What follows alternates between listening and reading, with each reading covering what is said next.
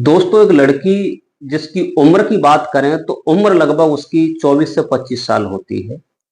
नई Delhi railway station पर बैठी हुई अकेली रो रही थी। लोग चले जा रहे थे, उसे नहीं पूछ रहे थे तुम कौन हो, कहां से आई हो। जो भी आता है चला जाता है। शाम का वक्त हो चुका था, लगभग 6-7 बज जाते हैं। तभी एक लड़का आता है अपने रिश्तेदार को उस रेलवे स्टेशन पर छोड़ने के लिए। जब वो जाने लगता है तो क्या देखता है कि कोने पर एक बेंच पर बैठी हुई लड़की उदास, और उसके पास न तो बैग है, कुछ भी नहीं है, और अकेली बैठी है और वो रो रही है, आंसू टपक रहे हैं। दोस्तों, लोग देखते हैं, देखने के बाद चले जाते हैं, सोचते हैं ये पागल है। वो लड़का कुछ सोचता है और उस लड़की के पास पहुंच जाता है। लड़की से पूछता है कि तुम कौन हो, कहां से आई हो, क्यों रो रही हो, यहाँ कोई किसी की सुनने वाला नहीं है। दोस्तों, उस लड़का की तरफ एक बार देखती है, आंसू बह रहे थे। लड़की जो उस लड़का को बताती है, लड़का जो सुनता है तो वो दंग रह जाता है और उस लड़की से कहता है कि आप चिंता मत करो, अगर तुम्हें विश्वास है तो मेरे साथ चलिएगा, मेरे घर चलिएगा, तुम्हारे साथ जो हुआ है आपकी पूरी मदद की जाएगी, आप मेरे साथ चलिएगा। दोस्तों, लड़की थोड़ा देखती है, विश्वास कर लेती है और उस लड़का के साथ चली जाती है। लेकिन दोस्तों, अंत में जो कुछ होता है दोनों के बीच में, उस और लड़का और लड़की के बीच में, क्योंकि उसने नहीं सोचा था कि लड़की के पास इतनी आपत्ति आई होगी, और लड़का ने भी नहीं सोचा था। लड़की को जब घर ले जाता है तो अंत में जो कुछ होता है इस कहानी के द्वारा आप सुनेंगे। अगर चैनल पर नए हैं तो चैनल को सब्सक्राइब कर लीजिए, वीडियो को लाइक कर लीजिए, ताकि हम जो भी कहानी आप तक पहुंचाएं सबसे पहले पहुंचे। चलिए दोस्तों, ज्यादा बातें न करते हुए ये कहानी हम शुरू कर रहे हैं। एक लड़की जिसका नाम होता है ज्योति। ज्योति ये बिहार की रहने वाली होती है। ये दरभंगा रेलवे स्टेशन पर पहुंचती है और ये कोलकाता यूनिवर्सिटी में पढ़ती थी। इसके पिता उस लड़की को छोड़ने के लिए आते हैं, लेकिन एक लड़की होती है फ्रॉड, और एक लड़की आ जाती है। फ्रॉड के चक्कर में ये लड़की को गुमराह वो कर देती है। इनका गिरोह होता है, 2 लड़कियां, 2-3 लड़के होते हैं, क्योंकि इसके पास कुछ पैसे भी थे, फोन भी था और लड़की खूब सुंदर थी। जो कलकत्ता जाने वाली ट्रेन में न बैठकर ये दिल्ली वाली ट्रेन में उसे बैठा देते हैं और उसके साथ जो भी बर्बरता करते हैं, जो कुछ सामान होता है उस लड़की का सारा सामान ले लिया जाता है और लड़की के पास कुछ नहीं रहता। बेहोशी की हालत में ऐसा कुछ उसे वो लोग मिलजुल कर खिला पिला देते हैं कि लड़की बेहोश हो जाती है, लड़की अचेत हो जाती है। उसे नहीं होश रहता कि मैं कहाँ जा रही हूँ, कहाँ से आई हूँ, क्या कर रही हूँ। दोस्तों, जब होश आता है, होश आते आते तब तक दिल्ली नजदीक आ जाती है। लड़की नई दिल्ली रेलवे स्टेशन पर उतर जाती है और प्लेटफार्म नंबर 1 पर वो लड़की पहुंच जाती है किसी प्रकार से। फिर भी उसे होश नहीं था, क्योंकि उसे नशीला पदार्थ दिया था। वो लोग तो वहीं उतर जाते हैं पटना के आसपास। लड़की जो थी अब बैठी हुई रो रही है, कोई जान, कोई पहचान, कोई कुछ भी नहीं है, क्योंकि दिल्ली में तो एक राजधानी है, वहां तो लोग आते हैं जाते हैं, सैकड़ों लोग ऐसे मिलते हैं। अब ज्योति जो थी अकेली बैठी हुई रो रही है। शाम हो जाती है, लगभग 7, साढ़े 7, 8 बजने को होते हैं। ये लड़का पटना का रहने वाला था। दिल्ली में आकर इसने चाय की दुकान खोली, चाय के बाद इसने एक होटल और अंत में रेस्टोरेंट, एक पैसे वाला भी हो चुका था। लेकिन गरीबों की मदद करता था, जिसका नाम था धीरज। धीरज अपना ठीक ठाक काम करता था, बेसहारा लोगों की मदद करता था। ये लड़का उस लड़की के पास रिश्तेदार को छोड़ने के बाद पहुंच जाता है। देखता है कि लड़की प्लेटफार्म पर बैठी हुई रो रही है। धीरज इसके पास पहुंचता है, जब बात करता है तो कुछ भाषा मैच हो जाती है। पूछने लगता है कि तुम कौन हो, कहां से आई हो। तो लड़की पहले तो बताती नहीं है, आंसू बहे जा रही थी। लड़का जो था फिर पूछता है कि आखिर बगैर बताए, यहाँ कोई किसी की सुनने वाला नहीं है, आप मुझे बता दीजिए तुम कौन हो। तब लड़की कहती है कि मेरे साथ बहुत बड़ा फ्रॉड हुआ है। बोले, फ्रॉड की बात अलग है, तुम्हारा क्या, बोले, कुछ देकर सब कुछ छीन लिया गया, मेरे पास कुछ नहीं रहा, खाने को नहीं, पहनने को नहीं, पीने को नहीं, ओढ़ने को नहीं, बिछाने को नहीं।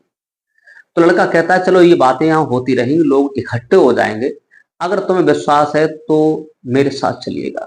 तुम्हें मुसीबत है, अगर तुम्हारा कोई पहचान वाला है तो उसको फोन मना लीजिए, उसे बुला लीजिए, यहाँ कोई रहता हो तुम्हारा, मैं भी बिहार का ही रहने वाला हूँ और मैं ईमानदारी से तुम्हारी मदद करूंगा। बिहारी एक ऐसा व्यक्ति होता है जो कि ईमानदारी से काम करता है और मेहनत से करता है। बिहारी ईमानदार होता है। अगर उसे नाजायज सताया जाता है बिहारी को, तो बिहारी किसी से कम नहीं होता, वो एक शेर का रूप धारण कर लेता है।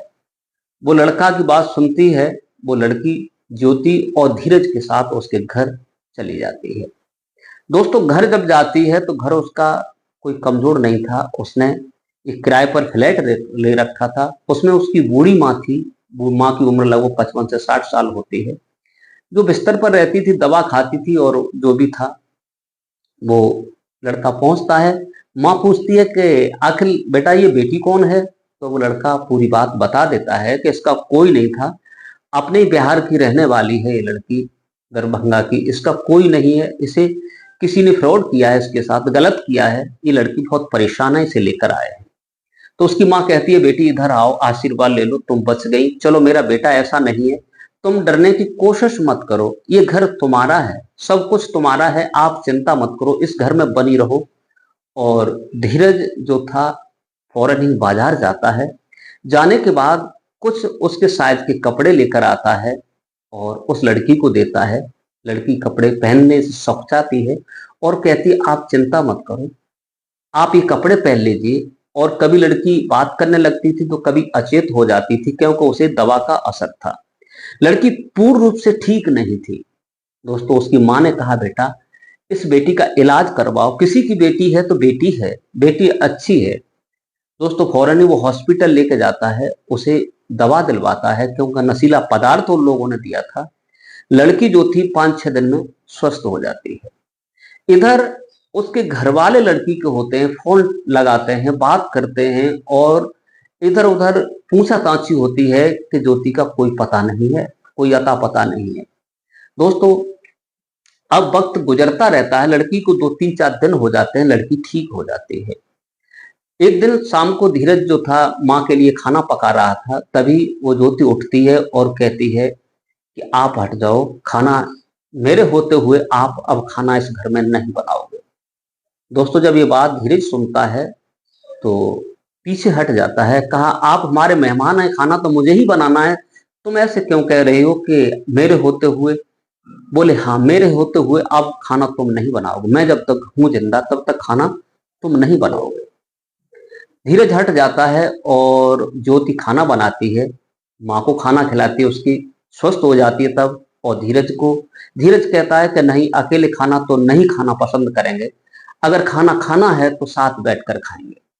वो खाना बना के तैयार करती है। एक ही टेबल पर धीरज और ज्योति खाना खाते हैं और कुछ बातें भी करते जाते हैं। धीरज जो था ज्योति से पूछता है कि अब बताओ तुम्हारे साथ क्या हुआ था, कैसे कैसे। तो वो पूरी सच्चाई को गुनाह बताने लगती है कि मैं कोलकाता यूनिवर्सिटी में पढ़ रही थी, मुझे 2 लड़कियां मिल जाती हैं, उन लड़कियों ने मेरे साथ बहुत कुछ गलत किया, कोई नशीला पदार्थ देकर मेरा पैसा टका था सब कुछ छीन लिया। 2-3 लड़के होंगे, क्या हुआ मुझे नहीं मालूम, किस ट्रेन में बैठा दिया, मैं दिल्ली आ रही थी। फिर पूछती है कि धीरज आप अपना परिचय दीजिए। धीरज भी कहता है कि मैं भी बिहार का रहने वाला हूँ, पटना के पास मेरा छोटा सा गांव है, बाढ़ आने से मेरे घर मकान सब कुछ ढह गए, नदी के किनारे बने थे, पिता की मौत हो जाती है। अपनी माँ को लेकर के, और मेरे पास कुछ भी नहीं था, माँ को लेकर यहाँ आया। मैंने फुटपाथ पर चाय की दुकान खोली, दुकान के चलते कुछ पैसा हुआ तो थोड़ा सा होटल खोल लिया, होटल के चलते आज जगह लेकर एक छोटा सा रेस्टोरेंट बना दिया है। और मुझे ये अभिमान नहीं है कि मेरे पास रेस्टोरेंट है, मैं उसका मालिक हूँ, मैं तो सदा गरीबों की मदद करता हूँ और गरीबों का ही मसीहा हूँ। जो मेरी इज्जत करता है मैं उसी का सदैव ये काम करता हूँ। ये बात जब सुनती है लड़की तो आंखों से आंसू निकल पड़ते हैं और फटी फटी आंखों से उसकी तरफ देखने लगती है और कहती है कि इंसान हो तो इस प्रकार का हो। वो कहता है कि धीरज मैं ज्यादा पढ़ा लिखा नहीं हूँ, मेरी आर्थिक स्थिति बहुत गड़बड़ थी, क्योंकि पैसा नहीं था, केवल मैंने हाई स्कूल के जैसे तैसे पेपर दे पाए हैं, मैं ज्यादा पढ़ा लिखा नहीं हूँ। ज्योति जो होती है वहीं रहने लगती है और कहता है लड़का कि अब तुम्हारे घर पर कोई पता होगा तो फोन ऑन कर लो। लेकिन एक दिन धीरज जब रास्ते में जा रहा था ट्रेन के उसी काम से, तो रेलवे स्टेशन के किनारे से निकलता है, तो कुछ लोग जो ज्योति के चाचा ताऊ रहते थे दिल्ली में, वो एक फोटो लेकर पूछ रहे थे इस लड़की को किसी ने देखा है। तभी धीरज खड़ा होता है और पूछता है कि ये लड़की तो देखा है, ये लड़की मेरे घर पर है। जब ये बात वो लोग सुनते हैं तो धीरज से कहते हैं कि चलिए कहाँ है तुम्हारा घर, लेकिन वो लोग गलत काम कर देते हैं, पुलिस के साथ ले जाते हैं। वहां जाकर जब लड़की को देखते हैं तो घर वाले कुछ गलत काम की सोच करके धीरज को थप्पड़ घूसा करने लगते हैं, उसके घर पर मारपीट करने लगते हैं। कहते हैं कि तूने मेरी बेटी को बंधक बना के रखा है, तूने बहुत गलत काम किया है, तूने ये अच्छा नहीं किया। तभी जब ये आवाज चीख पुकार की होती है तो ज्योति निकलकर बाहर आती है, तो उसके चाचा, उसके ताऊ और लोग उस लड़के को मारपीट कर रहे थे, थप्पड़ घूसा कर रहे थे, कोई कॉलर पकड़े था। तभी वो लड़की भाग कर आती है, अपने घर वालों में धक्का देती है, धीरज को अपने पीछे कर लेती है और उन लोगों से थू थू करती है कि तुम्हें शर्म नहीं आई, अगर ये न होता तो आज मेरी जिंदगी नहीं होती, इसने मेरे जीवन को बचाया है और तुम ऐसे देवता के समान व्यक्ति को आप इस प्रकार से प्रताड़ना दे रहे हो, परेशान कर रहे हो, तुम्हें जरा सी शर्म नहीं है। जब ये बात वो लोग सुनते हैं, पुलिस वाले सुनते हैं और लोग सुनते हैं, वो लड़की कहती है अगर आज ये धीरज न होता तो मेरी मौत हो जाती, मुझे पता नहीं किसने क्या दे दिया था, आज 8 दिन हो गए ये इलाज करवा रहा है, काम पर नहीं जा रहा, उस देवता जैसे व्यक्ति को तुम मारपीट कर रहे हो। अरे तुम क्या कर सकते हो, मैं भी ग्रेजुएट हूँ, पढ़ी लिखी हूँ, मेरी उम्र 25-26 साल है, ये भी 26-27 साल का व्यक्ति है और मैं नहीं चाहती कि आप इसको और मेरे को परेशान करो। इसने मुझे जीवन दान दिया है तो किसी में ताकत नहीं है जो मुझे रोक सके। आगे बढ़कर के धीरज का हाथ पकड़ती है और सबके सामने कहती है अगर इसने मुझे जीवन दान दिया है तो जीवन साथी भी यही मेरा बनेगा, तुम मेरा कुछ भी नहीं कर सकते हो। पुलिस के लोग खड़े होते हैं, वो भी कुछ नहीं बोल पाते और लोग होते हैं वो भी कुछ नहीं बोल पाते।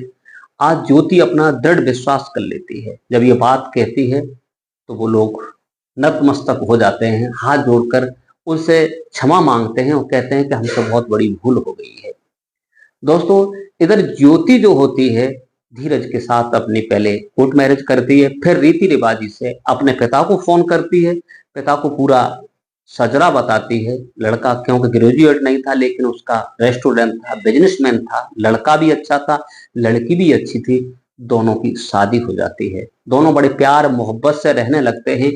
ज्योति ने आगे बढ़कर बहुत अच्छी भूमिका निभाई, अपना जीवन साथी उस लड़के को ही चुना, क्योंकि उस समय मरने और जिंदा से कोई मतलब नहीं होता, एक प्यार ऐसा होता है कि इसमें कोई रीत पात भेदभाव नहीं होता है।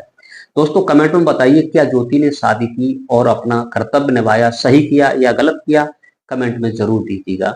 ये कहानी थी जो हमने आपको सुनाई है, कैसी लगी जरूर अपनी राय बताइए। कहानी को सुनाकर किसी को परेशान करना नहीं, किसी का दिल दुखाना नहीं, केवल आप लोगों को जागरूक और सचेत करने का मेरा उद्देश्य है, ताकि आजकल बहुत कुरीतियां चल रही हैं, लोग परेशान हो रहे हैं, भ्रष्टाचार हो रहा है, भ्रष्टाचार ही बदल गया। लड़कियों को लोग फ्रॉड करके ले जाते हैं, उनके साथ गलत करते हैं, उनके साथ नाना प्रकार के प्रपंच रचते हैं, लड़कियां समझ नहीं पाती हैं और लोग उन्हें जगह जगह बेच देते हैं, उनकी जिस्म से फरोखी करते हैं, नाबालिग लड़कियों के साथ रेप करते हैं। हमारे इस भारत देश में बहुत कुरीति, बहुत भ्रांतियां फैली हुई हैं, लोग बच नहीं पा रहे हैं। दोस्तों, ये थी कहानी जो हमने आपको सुनाई है। आज के लिए बस इतना ही। नमस्कार, जय हिंद, जय भारत। मिलते हैं किसी दूसरे वीडियो के साथ, अपना ख्याल रखिए, धन्यवाद।